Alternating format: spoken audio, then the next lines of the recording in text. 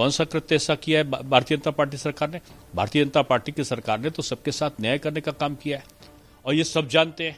उनका केवल आधार है कि वो जातियों का नाम ले लेकर कि कौन किसका वोट बैंक है उस पर आघात करो। वो खरीद कर कुछ सोशल मीडिया के लोगों को लाकर दुष्प्रचार शुरू कर देते हैं लोग। पिछले दिनों उत्तर प्रदेश की सियासत को लेकर काफी चर्चा हुई। ये भी चर्चा हुई कि ब्राह्मण नाराज हैं, बीजेपी से नाराजगी ज्यादा है और बीजेपी ब्राह्मणों को मनाने की कोशिश कर रही है। इस वक्त सरकार में और संगठन में उत्तर प्रदेश में जो सबसे बड़ा ब्राह्मण चेहरा है, उप मुख्यमंत्री हैं दिनेश शर्मा। उनसे ही जानते हैं कि आखिर बीजेपी के भीतर इस ब्राह्मण की नाराजगी को लेकर क्या चल रहा है। क्या सचमुच नाराजगी है ब्राह्मणों में कोई? जब आप पिछले चुनाव का इतिहास उठाकर देखिए, कुछ लोग ऐसे हैं जो सोशल मीडिया पे शुरू हो जाते हैं और जो बीजेपी के बारे में जो हित चिंतन करने वाले जो भी लोग होते हैं, जाति या धर्म या उससे जुड़ते हुए, बीजेपी किसी प्रकार की जाति और धर्म के आधार पर काम नहीं करती, तो लोग उस जाति का नाम ले लेके और उन लोगों का उल्लेख कर करके कि वो नाराज हैं। क्या अभी एक मुहिम चलाए थे थोड़े दिन पहले, उन्होंने अपनी रणनीति बदली है।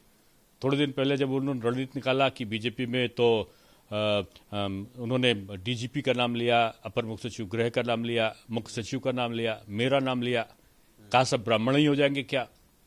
जो लोग सोशल मीडिया पे आज प्रचार कर रहे हैं वो अभी थोड़े दिन पहले प्रचार कर रहे थे, 4 महीना पहले, कि बीजेपी से ब्राह्मणवाद हावी है और इनका उनके हित चिंतन के लिए लोगों ने तो विभिन्न प्रकार की योजनाएं लाए हैं। जबकि हमने वाल्मीकि जयंती होगी तो हमने कहा वाल्मीकि जयंती पर वाल्मीकि जी के बारे में सारे लोग विद्यालयों में पढ़ाया जाएगी, वाल्मीकि जी कौन थे, क्या था। राणा प्रताप जी की जयंती होगी तो राणा प्रताप जी के जीवन के बारे में बताया जाएगा। उसी तरह हमने कहा कि भगवान परशुराम की जो जयंती होगी तो हर विद्यालय में बच्चों को, माध्यमिक विद्यालयों में भगवान परशुराम क्या थे उनके बारे में बताया जाएगा।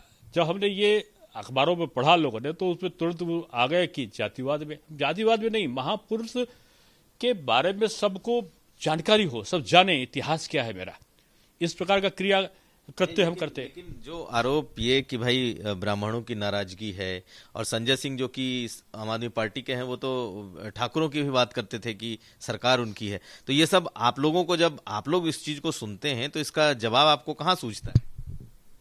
देखिए, हम लोगों का उस पार्टी से जुड़ाव है जिसने वृहत पैमाने पर सोच के आधार पर काम किया है, संकीर्ण मानसिकताओं में कभी काम नहीं किया है, सभी जाति और सभी धर्मों का के साथ समान न्याय हो, किसी के साथ अन्याय ना हो, इस शैली में हम सब ने काम किया है और इसी कारण हमारा विश्वास बढ़ा है।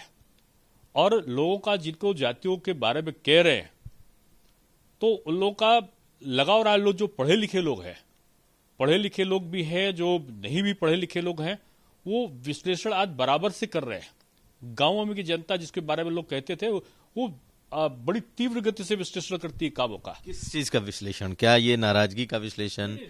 नाराजगी क्यों होगी? कौन सा कृत्य ऐसा किया है भारतीय जनता पार्टी सरकार ने? भारतीय जनता पार्टी की सरकार ने तो सबके साथ न्याय करने का काम किया है और ये सब जानते हैं। उनका केवल आधार है कि वो जातियों का नाम ले लेकर कि कौन किसका वोट बैंक है उस पर आघात करो। वो खरीद कर कुछ सोशल मीडिया के लोगों को लाकर दुष्प्रचार शुरू कर देते हैं लोग। और कभी कभी वो कहते हैं कि फलाना फलाना इतने सारे कैबिनेट मंत्री और राज्य मंत्री हैं बीजेपी में, फलाने अधिकारी हैं, फलाने अधिकारियों को फलानी जात के वो मिला। जब देखते हैं कि दूसरी जातियों को भी बराबर से अधिकार मिल रहा है तो वो दूसरी तरफ टर्न हो जाते हैं। तो इनका आरोप लगाना काम है। बीजेपी में कोई जातियों को लेकर ना तो किसी प्रकार का कभी असंतोष होता है, ना ही कभी असंतोष होगा। हम सबके साथ समान न्याय के भाव से चल रहे हैं। अगर आप मुझे ब्राह्मण के कहें, वैसे मैं तो शिक्षक हूं और टीचर जो होता है, जो अध्यापक होता है, वो चाहे वो कायस्थ हो, चाहे वो अनुसूचित हो या पिछड़ा हो, कोई भी हो, वो ब्राह्मण ही होता है। अध्यापक जो होता है, जो पठन पाठन या अध्ययन अध्यापन का काम करता है, जो ज्ञान देने का काम करता है, वो ब्राह्मण ही होता है।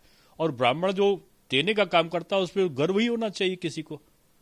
तो उस नाते अगर देखो, लेकिन इन लोगों ने जाति के बंधन में बांधकर जो संकीर्णता का दायरे में जो इसका विश्लेषण करते वो ठीक नहीं है। तो इसका नुकसान नहीं हो रहा कि अगर ये चीजें लोगों में इस तरीके से पहुंच रही हैं कि एक जाति को नुकसान है, जिस जाति ने समर्थन दिया उस जाति को हाशिए पे डाला जा रहा है, उसमें नाराजगी है, तो ये राजनीतिक रूप से आपको नुकसान भी तो होता है। देखिए, बीजेपी हमेशा सभी के लिए काम करती है। हमारा सबका साथ सबका विकास ही हमारा नारा है। हम दूसरे दल जो है जाति के आधार पर करने लगते हैं कि सपा आ गई तो एक जाति का वर्चस्व हो जाएगा, बसपा आ गई तो एक जाति का वर्चस्व हो जाएगा। बीजेपी के बारे में कोई नहीं कहता इस प्रकार का।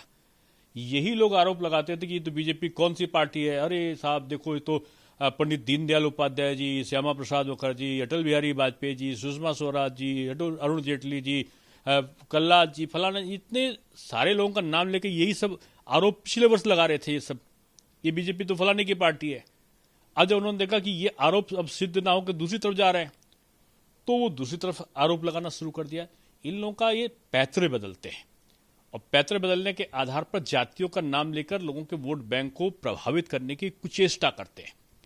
बीजेपी इस लाइन पर ना तो विचार करती है, बीजेपी सबको साथ में लेकर चलती है, हर जाति और धर्म का सम्मान करती है। इसीलिए हमारी विशेषता है, हमारा आधार भी बढ़ता जाता है। उत्तर प्रदेश में सभी जातियों का सम्मान है और सभी जातियों की रक्षा करना, ये हमारा संकल्प है। धन्यवाद। तो साफ साफ खुलकर बोले दिनेश शर्मा कि ब्राह्मण या इस नाम पर जो राजनीति चल रही है, दरअसल वो एक साजिश का हिस्सा है, विपक्षी पार्टियों की साजिश है। जब एक में नाकाम रहे तो दूसरा मुद्दा उठाया, लेकिन पार्टी के भीतर ब्राह्मणों की नाराजगी या किसी जाति की नाराजगी जैसी कोई बात नहीं है। कुमार अभिषेक, लखनऊ।